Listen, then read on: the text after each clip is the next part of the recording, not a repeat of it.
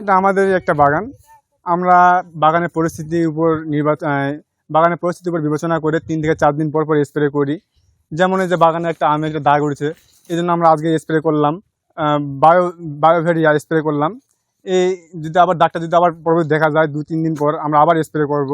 এই জন্য আমরা প্রতিনিয়ত কাজ করে যাচ্ছি বাগানে। আগে এগুলান জমি পড়েছিল, এখন আমরা এখানে দেখতে পাচ্ছি অনেক বাগান, যেমন মালটার, আম, লেবু, আরো বিভিন্ন ধরনের। এখানে আমরা অনেক সুযোগ সুবিধা পাচ্ছি, কম দামে পাচ্ছি আম, সুস্বাদু আম আছে, কম দামে এখন কিনতে পারতেছি। আগে তো আমাদের বাজার থেকে বেশি দরে আনতে হতো, ফরমালিন যুক্ত আম থাকতো, এগুলো আমাদের অস্বাস্থ্যকর। এখানে গ্রামে পাচ্ছি সুস্বাদু বিষমুক্ত আম। আমাদের এই ওটাতে বাগান আছে 8টা, গাছ আছে 900 পিস। তার ভিতরে এবারে আমাদের আলহামদুলিল্লাহ আম খুবই সুন্দর ধরেছে।